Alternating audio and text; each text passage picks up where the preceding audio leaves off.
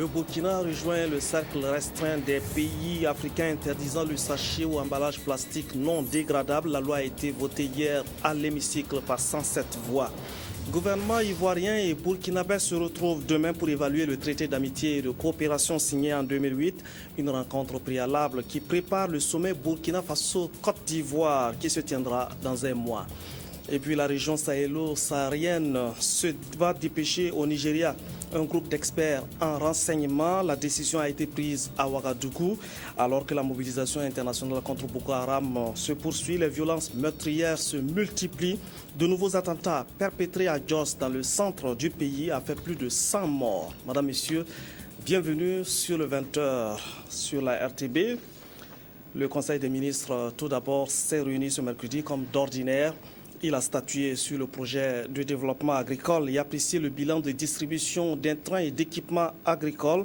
Il a été également question de délivrance de licences d'affaires et d'un décret portant sur le statut des sociétés à responsabilité limitée ainsi que de la stratégie de généralisation de la formation professionnelle au Burkina Faso. Adama Koulibaly. Le Burkina Faso va bénéficier d'un financement complémentaire dans le cadre du projet NER Tamba, financé par le FIDA, le Fonds international pour le développement de l'agriculture.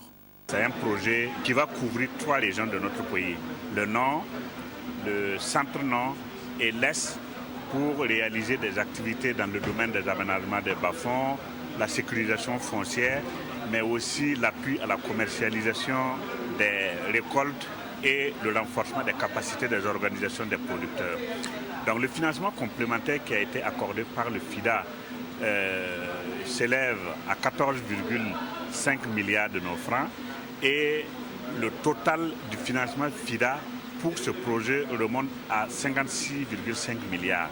Des infrastructures hydrauliques vont être aménagées dans le cadre de ce projet à l'image des barrages numéro 1, 2 et 3 de la ville de Ouagadougou qui seront au centre d'un atelier sur leur gestion durable. Vous remarquez que vraiment autour de ces barrages-là, il y a beaucoup d'installations. Il y a des horticulteurs qui font des pépinières de plantes, de fleurs ornementales et tout. Vous avez des gens qui font des briques. Vous avez des femmes qui font le maraîchage, qui produisent les légumes que nous vraiment accueillons beaucoup au niveau de nos marchés. Vous avez toutes sortes d'activités et toutes ces activités-là contribuent vraiment à polluer l'eau. Donc il faut vraiment qu'on trouve les voies et moyens. Et j'ai foi qu'au sortir de cet atelier, nous aurons des pistes de solutions, nous aurons des pistes de stratégie pour vraiment pérenniser ces plans d'eau-là, pour qu'ils soient utiles à l'homme pour l'eau de boisson, et soient utiles à l'homme pour les autres usages, les animaux, etc. Le bilan de l'évaluation de distribution d'intrants et d'équipements agricoles, notamment des charrues, s'avère positif, selon le ministre en charge de l'agriculture. L'opération a permis vraiment, les intrants a permis vraiment d'augmenter les rendements de production jusqu'à concurrence de 45% et a permis également d'améliorer le taux de couverture des besoins céréaliers des ménages qui ont été bénéficiaires. Les équipements agricoles ont permis d'accroître les superficies des ménages bénéficiaires d'environ 16%, ce qui est extrêmement important. Et l'opération a eu aussi des impacts connexes, notamment sur le renforcement du secteur privé.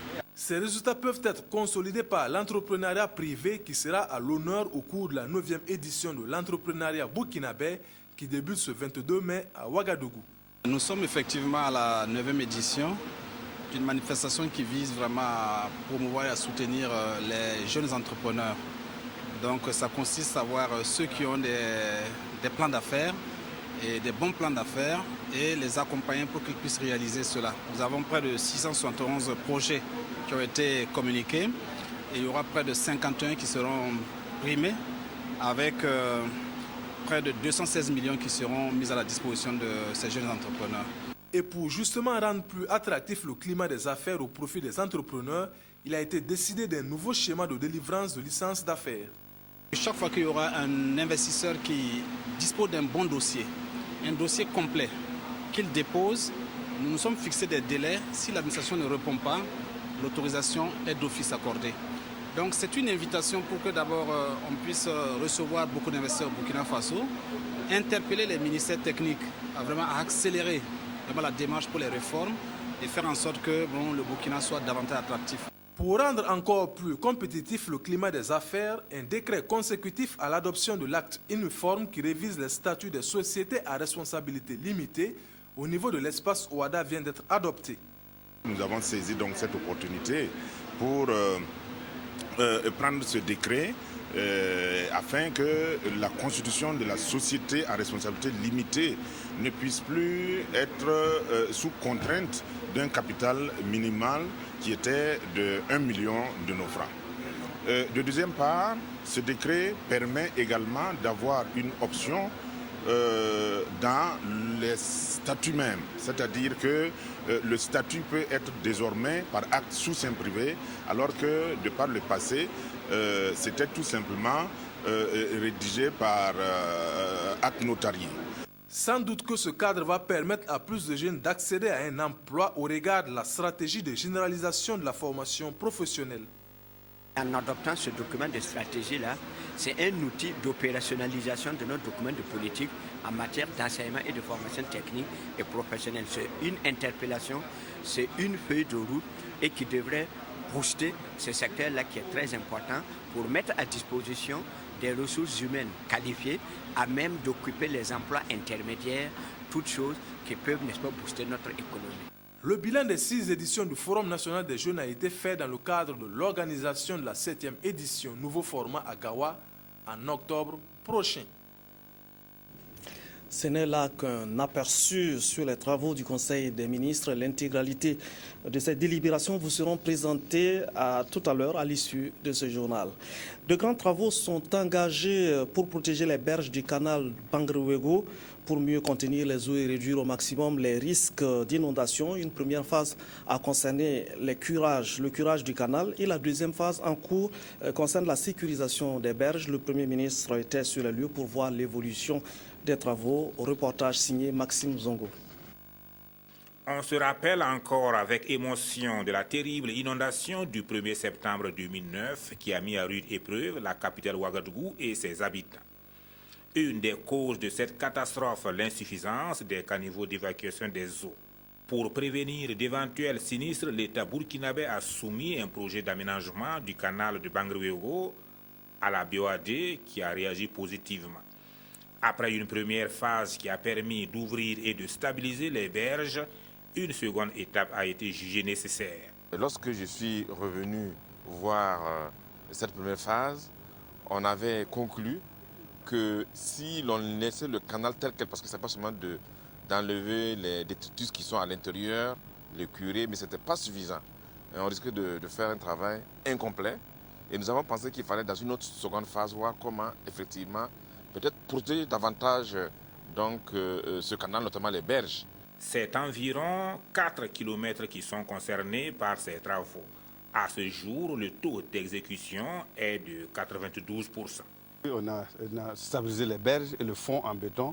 Et d'autres parties, on a fait des caniveaux qui quittent les quartiers pour donc, conduire les eaux, surtout tous les quartiers de Somgané. Il y a toutes les eaux qui viennent de Somgané sont canalisées vers le Bangréouégo. Il ne reste que 8%. Ça veut dire que nous, on finit les travaux en fin mai, comme on l'avait promis lors du lancement. Ce projet a été fait juste pour assurer le transit des eaux là, depuis la sortie de la forêt classée en direction du Massili.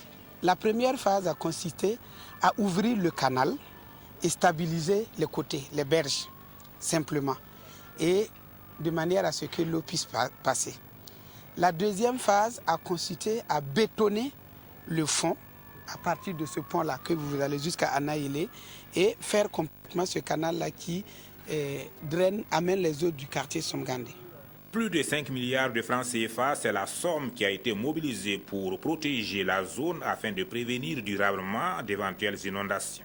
Toutefois, les échanges avec les techniciens ont révélé qu'une troisième phase serait nécessaire pour sécuriser définitivement le site. La production, l'importation, la commercialisation et la distribution des sachets ou emballages plastiques non dégradables sont désormais interdites au Burkina Faso. À l'unanimité, les députés ont voté cette loi hier à l'hémicycle, un pas de géant pour le Burkina Faso qui rejoint le cercle restreint des pays interdisant le sachet plastique. Reportage sur Inoma Ibrahim Gigma. Cela s'apparente à une pré-campagne. Des alternatives aux emballages plastiques, des sacs biodégradables et des objets recyclés soumis à l'appréciation des députés quelques minutes avant le début de la plénière qui va examiner et adopter le projet de loi portant interdiction de la production, de l'importation, de la commercialisation et de la distribution des sachets ou emballages plastiques non biodégradables. Le plaidoyer du ministre de l'Environnement par le discours et par l'objet a payé. La loi est adoptée à l'unanimité des 107 votants du jour.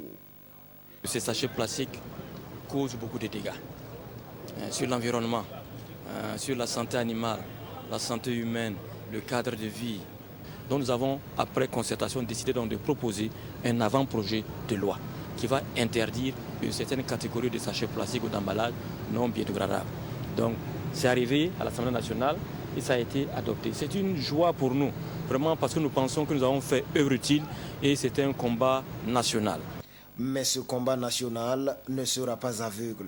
L'évidence est que les emballages plastiques de certains produits alimentaires, sanitaires, pharmaceutiques, entre autres, sont difficiles d'interdiction, mais le gouvernement a déjà sa stratégie. Implanter dans chaque région un broyeur. Implanter dans chaque région des centres d'entreposage des sachets plastiques. Et enfin, surtout, organiser déjà des associations ou des individus qui vont collecter ces sachets plastiques-là et qui seront payés par kilo. Dans ces textes d'application, cette loi dispose par exemple qu'un individu qui abandonne des emballages et sachets plastiques est passible d'une amende de 5 000 à 10 000 francs CFA. Les producteurs, importateurs ou commerçants, eux, encourent des peines d'emprisonnement et de fortes amendes. La Côte d'Ivoire et le Burkina Faso se retrouvent à partir de demain pour évaluer la mise en œuvre du traité d'amitié et de coopération signé en 2008 à l'image de l'axe Paris-Berlin au sein de l'Union européenne. Abidjan-Ouagadougou se positionne comme une locomotive au sein de l'Afrique de l'Ouest pour l'intégration au sein de l'UEMOA et le Premier ministre ivoirien sera à Ouagadougou pour la bonne cause. Le traité d'amitié et de coopération ivoiro-burkinabé. Un exemple d'intégration sous-régionale en Afrique de l'Ouest. L'axe Abidjan-Ouagadougou, à l'image de l'axe Paris-Berlin pour l'Union européenne, est un modèle identificatoire pour l'espace UEMOA. De grands chantiers en cours dont certains ont beaucoup avancé. Du projet de réhabilitation du chemin de fer Abidjan-Ouagadougou-Kaya et son prolongement sur Tambao, en passant par l'autoroute Yamoussoukro-Ouagadougou, sans oublier le volet communication, le traité d'amitié et de coopération entre la Côte d'Ivoire et le Burkina Faso est l'un des plus dynamiques dans la sous-région. Sur le projet de l'autoroute Yamoussoukro-Ouagadougou, on note l'avancement des études et l'implication de l'UEMOA et de la Banque africaine de développement. Le projet devrait être achevé en 2020. On peut constater également une récente évolution avec la visite du président du Faso au Qatar. L'Émirat décide de financer le projet pour un coût de 1200 milliards de francs CFA. S'agissant du projet de réhabilitation du chemin de fer Abidjan-Ouagadougou-Kaya et son prolongement jusqu'à Tambao, on note également une avancée avec le projet Tambao qui se remet sur de bons rails avec la cession des droits d'exploitation à la société Pan-Africa par le gouvernement burkinabé. L'un des secteurs dynamiques de cette coopération, c'est bien la communication. Au-delà des discours, les deux pays ont convergé vers des actions concrètes. Ainsi, la radiodiffusion-télévision du Burkina RTB et la radiodiffusion-télévision ivoirienne RTI échangent désormais des programmes, coproduisent des émissions. Les éditions Siloya et Fraternité Matin ont scellé des partenariats gagnant-gagnant et récemment, l'ISTIC, l'Institut des sciences et techniques de l'information et de la communication du Burkina et son homologue de Côte d'Ivoire, l'Institut des sciences et techniques de la communication, se positionnent comme des pôles de formation et de professionnalisation des journalistes et techniciens dans les domaines de la communication. La rencontre qui s'ouvre demain donc dans la capitale burkinabé devra faire le point exact de ces dossiers et préparer le terrain pour le sommet des chefs d'État prévu dans un mois. L'implication du secteur privé dans la promotion de la formation professionnelle fait l'objet d'évaluations entre acteurs publics et privés ainsi que des partenaires techniques. Ils sont tous autour d'une table ronde à l'initiative de l'établissement professionnel Gabriel Taborin. Reportage Abdul Rasmane Zongo. Impliquer le secteur privé dans le dispositif et processus de la formation professionnelle, c'est la thématique centrale d'une table ronde ouverte à Ouagadougou. Cette table ronde de 3 jours réunit partenaires techniques et financiers, acteurs des secteurs publics et privés, autour d'un seul objectif. Comment impliquer davantage le secteur privé dans la promotion de la formation professionnelle? Les réflexions que nous ouvrons aujourd'hui, relatives à l'implication du secteur privé dans la promotion de la formation professionnelle, est pour nous donc un moment de reconnaître et de saluer la place qu'occupent les acteurs du secteur privé dans le parcours de la formation professionnelle au Burkina Faso. Cette rencontre se tient également en prélude à la 4e édition du Salon international des métiers du Burkina Faso. Notre contribution, c'est déjà au niveau de la formation professionnelle que des entreprises qui sont conscientes de cette responsabilité s'orientent à créer des activités pour soutenir donc la formation de nos jeunes dans le domaine donc de l'entrepreneuriat. Et cela s'entend à tous les niveaux. Sont attendus à l'issue de cette rencontre à caractère national d'importantes résolutions afin de soutenir le secteur privé dans la valorisation de la formation professionnelle. Les services de renseignement de l'espace sahélo-saharien décident de l'envoi d'experts en renseignement au Nigeria. Ils ont aussi recommandé la mise en place urgente d'une force d'intervention contre Boko Haram. La réunion de Ouagadougou, faut-il le rappeler, visait à trouver les stratégies et les moyens d'une action concertée contre le terrorisme et contre la criminalité transfrontalière. Reportage signé de Jacques Lamissa Tarpaga. Dans quelques jours, un groupe d'experts africains se rendra au Nigeria pour faire face à la campagne de terreur menée par Boko Haram. Les services de renseignement et de sécurité en réunion à Ouagadougou l'ont décidé. Également envisagé la mise en place urgente d'une force d'intervention au Nigeria. La prise de mesures spécifiques pour renforcer l'échange d'informations et de renseignements, y compris en s'accordant sur le format des représentations faites lors des réunions régulières et en échangeant des bulletins de renseignement sur des événements spécifiques. Deuxièmement, la rationalisation et la coordination des activités de renforcement des capacités, ainsi que leur adaptation continue à l'évolution des besoins spécifiques des pays de la région. La soumission au Conseil de paix et de sécurité de l'Union africaine d'une recommandation visant formellement à déclarer le groupe Boko Haram et les organisations associées comme groupe terroriste et à obtenir leur désignation comme telle par le Conseil de sécurité des Nations Unies. La capacité de réaction des États africains face aux crises est assez faible. C'est pourquoi cette volonté de mutualiser les forces dans une approche orientée vers l'action. Je crois qu'il faut avouer, il faut que nous continuons à affiner nos instruments pour une réactivité plus grande. Il faut non seulement une réactivité, mais aussi des moyens concrets pour faire face aux crises. Bon, il y a encore du travail à faire. Nous n'avons pas au niveau du continent tous nos moyens. C'est ce que les derniers événements au Mali, en Centrafrique ont montré. Mais je crois que nous faisons des progrès. Et au moment où les services de renseignement cherchent des voies et moyens à Ouagadougou pour être efficaces sur le terrain, à Jos, au Nigeria, un autre attentat est perpétré. Bilan partiel, plus de 100 morts. Cela rappelle encore aux Africains la nécessité d'aller plus vite dans l'action contre le terrorisme et la criminalité transfrontalière.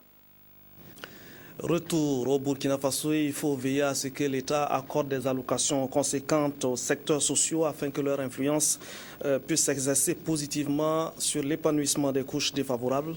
C'est à cela que travaille le CIFOP, le Centre d'information et de formation sur le budget. Le centre a trouvé chez les journalistes de bons ateliers. Reportage plutôt Moumouni Soubeïga. La loi des finances sur le budget, son élaboration, le rôle des finances publiques et les instruments légaux d'accès à l'information budgétaire sont au menu de la formation. Les journalistes et les organisations de la société civile ont été ciblés par le CIFOEB, le Centre d'information, de formation et d'études sur le budget. Il s'agit pour nous de donner aux hommes de médias et aux organisations de la société civile qui interviennent dans le contrôle budgétaire, les informations nécessaires pour qu'ils puissent, devant ceux qui détiennent l'information, brandir ces informations, puis pouvoir avoir accès à l'information budgétaire. Agir, c'est ce qu'attend le CIFOEB des journalistes et des OSC.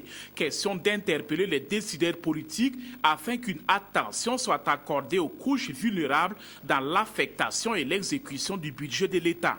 C'est en fait permettre aux hommes de médias et aux organisations civiles de jouer pleinement leur rôle de veille et de contrôle citoyen des finances publiques et également permettre d'interpeller les gouvernants sur les préoccupations réelles des populations. En 2013, de pareilles formations avaient été initiées au profit des acteurs de 9 régions.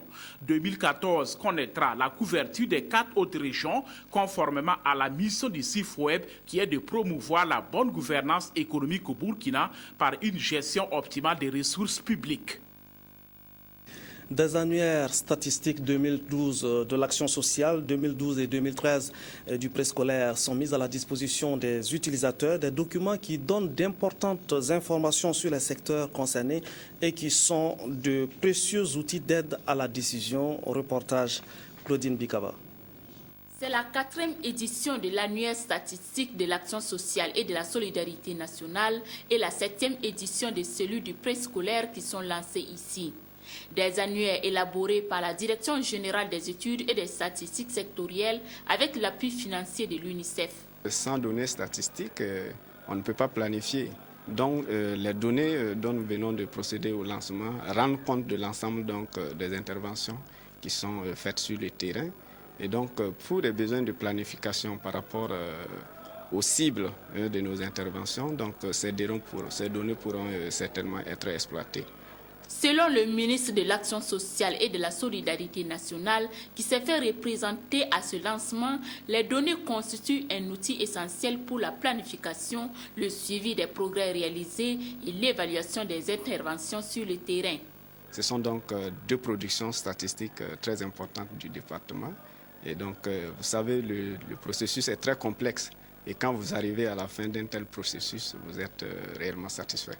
Ces annuaires devraient aider les agents de l'action sociale ainsi que les responsables de cette institution à la prise de bonnes décisions pour répondre véritablement aux besoins des personnes vulnérables et des missions qui leur sont confiées. La route a encore tué hier 20 mai. 8 personnes ont trouvé la mort sur la nationale 7 qui relie Bobo-Dioulasso à Banfora. Il y avait 9 blessés graves transportés d'urgence à l'hôpital Souro Sanou. Un mauvais dépassement serait à l'origine de ce drame. Reportage Sanouan Christine Koulibaly. Rien qu'à la vue de la scène, l'on peut imaginer la gravité du drame. Un drame survenu aux environs de 8 heures et qui se chiffre à 8 corps sans vie, 9 blessés graves transportés au centre hospitalier universitaire Souro Sanou de Bobo-Dioulasso et des parents inconsolables. Qu'est-ce qui a pu bien causer ce énième accident de la route? Difficile pour l'instant de le dire, mais selon toute vraisemblance, un mauvais dépassement serait la raison. Les forces de police sont sur place pour le constat d'usage qui pourra nous d'éclairer davantage sur les causes réelles de cet accident. Les 2 véhicules ont quitté Banfora pour Bobo. Donc, ça me dit que c'est lors d'un dépassement l'accident est survenu. Quand on est arrivé, effectivement, on a trouvé que la population avait aidé certains blessés à sortir du véhicule. Automatiquement, nous avons pris le relais, prendre les dispositions pour mettre les blessés dans dans de bonnes conditions avant de les évacuer. Malheureusement, le conducteur il était incarcéré à l'avant du véhicule. On est obligé de l'extraire à l'aide de matériel de désincarcération. Après les constatations d'usage, des parents de certaines victimes, dont 3 sont de Toussiana, ont procédé à l'enlèvement et à l'inhumation. Ils avaient à leur côté des autorités locales venues leur apporter soutien et compassion. La Société burkinabé de cardiologie propose des consultations gratuites, des consultations relatives au dépistage de l'hypertension artérielle et autres risques cardiovasculaires qui font de nombreuses victimes. La campagne de dépistage a débuté hier et la télévision était à l'honneur. Reportage Zediera et Adama Koulibaly. Prise de poids et surtout de la tension artérielle, c'est l'exercice auquel se sont livrés les agents de la télévision du Burkina dans l'objectif de se faire dépister en cette journée consacrée à la lutte contre l'hypertension artérielle et autres facteurs de risque cardiovasculaire. L'activité est la bienvenue parce que souvent on travaille, on est sous le stress, on ne fait pas attention à sa tension, on ne fait pas attention à son poids. Donc c'est l'occasion idéale pour tous les travailleurs de la RTP en fait, de prendre leur tension et de voir s'ils sont hypertendus ou hypotendus. Selon des études menées par l'Organisation mondiale de la santé, les maladies non transmissibles vont constituer les défis à relever dans les prochaines années et c'est ce qui justifie une telle action. Les statistiques sont assez convaincantes. Quand on prend le cas de l'hypertension artérielle et du diabète et de l'obésité, surtout en ce qui concerne l'hypertension artérielle, les chiffres sont quand même alarmants. C'est une affection qui est fréquente au Burkina Faso. On est passé de 20% à 30%. Donc non seulement elle est fréquente, mais elle est également, elle progresse dans la population urbaine de Ouagadougou notamment et de Bobo-Dioulasso. Les étudiants en médecine, organisés en association, ont décidé d'aller vers les populations pour faire un dépistage, non seulement de l'hypertension artérielle, mais aussi des autres facteurs de risque cardiovasculaire, en vue de voir la prévalence de ces pathologies et aussi pouvoir voir quelle action on peut mener pour essayer de réduire un peu la prévalence de ces pathologies non transmissibles. La Société de cardiologie du Burkina et l'Association des étudiants en médecine entendent à travers cette action mener un combat contre l'hypertension artérielle. Le collectif Tigré, une association de femmes, organise un repas communautaire à Waïgouya, un cadre de rencontre, de partage et de solidarité que beaucoup ont apprécié. Reportage de Adama Ouidraogo. C'est un repas communautaire que le club Tigré d'Yatenga a choisi pour son 12e anniversaire. Un club créé par les filles et fils d'Yatenga vivant à Ouagadougou avec pour objectif venir en aide aux personnes vulnérables, aux personnes handicapées et surtout aux enfants vivant dans la rue de la cité de Nabakango. Nous avons travaillé beaucoup avec les femmes dans le domaine de la santé, comme le dépistage du cancer du col, par exemple, et du sein. Nous avons sauvé beaucoup de femmes. Nous participons au prix d'excellence des enfants presque chaque année. Nous avons donné des vivres à des OEV. Nous avons donné du matériel technique aussi à des maternités. Et j'en passe. Ce que le club a fait, c'est beaucoup. Les autorités coutumières, la représentante de l'action sociale et l'autorité locale ont salué le geste du club Tigré. Elles ont souhaité que ces genres d'actions se perpétuent. Je crois que c'est une très bonne chose. Cela peut vraiment apporter un plus dans la lutte contre vraiment la pauvreté dans notre région. C'est pour cela que nous avons souhaité les accompagner en venant participer à cette cérémonie. Et je crois que dans l'ensemble, ce que nous avons vu pourrait éventuellement inspirer, je crois, d'autres associations à œuvrer dans le même sens. Pour les bénéficiaires, ce sont des bénédictions et des encouragements qu'ils ont prodigués aux membres du club Tigré du Yatenga. À l'issue de cette cérémonie, la parenté à plaisanterie s'est invitée. Le gouverneur a reçu un collier d'arachide de la part des Yatsé. Dans quelques 72 heures, on connaîtra les lauréats des prix Galien 2014. C'est un événement très attendu dans le monde de la communication et au Burkina Faso. Témoignage d'anciens lauréats dans ce dossier signé de Amadou Lougué. Ismaël Bazongo, technicien, Karim Sissé, journaliste, Aline Sieza et Laurent Bado, monteur, enfin Bassiratou Kindo, journaliste. Ils ont tous été récompensés au Galien. La liste n'est pas exhaustive. Lauréat d'un prix spécial à la 15e édition avec son reportage sur l'usage des téléphones portables en milieu scolaire, Karim Sissé salue l'esprit des prix Galien, une invite à mieux faire. En tout cas, il y a une image à défendre et ça t'invite à travailler, à te surpasser pour toujours, en tout cas, mériter d'autres prix, puisque le prix, on ne peut pas se contenter d'avoir j'ai eu un prix, tu t'assois et après. Ismaël Bazongo est technicien à la RTB de Haut-Bassin. Titulaire d'un prix spécial en son, monté à l'aide de cet appareil. Il formule le vœu que les prix octroyés soient revus à la hausse. Il y a d'autres pays où c'est des villas qu'on donne, c'est des millions, c'est des véhicules. Mais nous, on se limite à 500 000. Bon, vraiment, si on pouvait augmenter. Journaliste à l'Express du Faso de Bobo Dioulasso, Bassiratou Kindo a été primée à l'édition passée. Elle a obtenu un prix Galien avec son blog dédié à la femme et à l'enfant.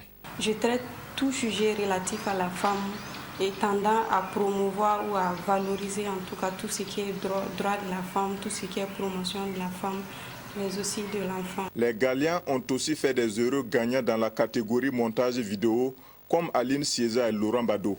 Ces deux monteurs de la RTB2 au bassin ont obtenu un prix Galien en 2011 grâce à un documentaire sur la vallée du Cou. Ça nous a donné le courage de vraiment continuer.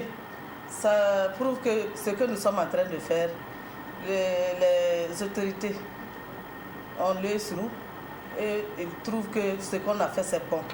Les Galiens sont une tribune pour promouvoir l'excellence dans les médias burkinabés. Pour cette édition 2014, plus de 300 productions sont en compétition. Les meilleures œuvres seront connues à la nuit du communicateur, prévue pour se tenir le vendredi 23 mai 2014 à Ouagadougou. Culture. À présent, Le sang des jumeaux, c'est le titre de la toute première œuvre littéraire de Brahima Kéré. C'est un recueil de 10 nouvelles à travers lesquelles l'auteur porte les problèmes actuels de la société burkinabé. Abdul Rasmane Zongo, Fousseni Kindo et Bachirou Doussa. Vol, corruption, mensonge, la cupidité des hommes, autant de thématiques abordées par Brahima Kéré dans son tout premier recueil de nouvelles. Désormais disponible dans les librairies, Le sang des jumeaux est un livre qui dénonce, mais aussi interpelle le lecteur à un changement de comportement pour une meilleure vie en société. Le sang des jumeaux, c'est un peu, à la limite, une peinture, comme je dirais, de notre société contemporaine, sous l'angle de son quotidien. Pour conscientiser, parce que le rôle de l'écrivain aussi, c'est ça. C'est amener peut-être un changement progressif de comportement. La qualité de l'œuvre a été jugée satisfaisante par les professionnels de la littérature. Il faut reconnaître que c'est une œuvre assez édifiante parce que la critique ne peut que accueillir favorablement cette œuvre. Et la plume, quoique corrosive, se rapporte parfois à des procédés, j'allais dire cinématographiques, avec le gros plan descriptif, mais aussi comme avec le suspense. Et ce suspense-là interpelle la conscience du lecteur. Présents à cette cérémonie de dédicace, parents, amis et collègues sont venus découvrir l'œuvre en exclusivité et encourager Brahima Kéré, qui a plusieurs cordes à son arc, car l'homme est aussi artiste, comédien et professeur de français. Il y avait du spectacle ce week-end à Djibasso dans la boucle du Moun avec la Coupe du Maire. Course cycliste féminine et masculine, lutte traditionnelle ont mobilisé un monde fou et un invité de marque, le président de l'Assemblée nationale. Du sport et rien que du sport ce samedi 17 mai à Djibasso dans la région de la boucle du Moun. Au petit matin, la petite reine. 2 départs. 20 km à parcourir pour 20 hommes et 6 km pour 23 femmes. Et ce sont Rachel Dambélé et Rigobert Koïta qui sont les vainqueurs Admiré par une population des grands jours sortie massivement soutenir cette première édition de la Coupe du Maire. Nous remercions la population qui a adhéré massivement à cette initiative et cela nous réconforte. Et cela est la preuve que nous ne nous sommes pas trompés dans notre choix. Nous avons été très marqués par la pertinence du thème qu'il a défini pour cette coupe, à savoir la paix et la cohésion sociale. Dans l'après-midi, le football n'a pas moins drainé du monde au terrain. Dans un match très enlevé et dans un esprit fair play, les équipes de Djibasso C en blanc et Djibasso B ont donné à voir du beau spectacle. Le derby de la commune se solde par la victoire des Blancs de Djibasso C. 3-1. Les vainqueurs du tournoi, toutes disciplines et catégories confondues, ont été récompensés. L'idée d'organiser cette coupe pour que les filles et les fils de la commune soient plus unis est une excellente idée que je soutiens. C'est pour ça que j'ai accepté aussi d'être coparrain de la manifestation. Nous avons eu là l'occasion d'entrer en contact avec une jeunesse dynamique, une jeunesse consciencieuse qui, au-delà donc du sport, est fortement engagée dans les travaux, dans le développement de la vie de la commune. La veille, les lutteurs traditionnels de la localité étaient eux aussi descendus dans l'arène. Et voici les vainqueurs qui reçoivent chacun son prix.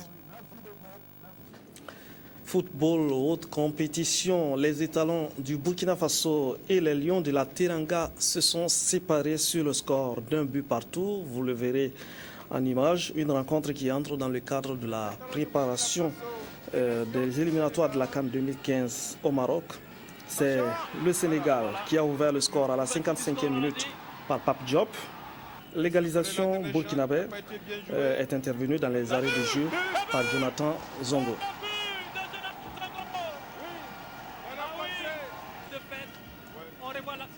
Match nul donc, un but partout. C'est sportivement que se referme cette édition. Merci de nous avoir suivis. Excellente suite de programme sur la RTB.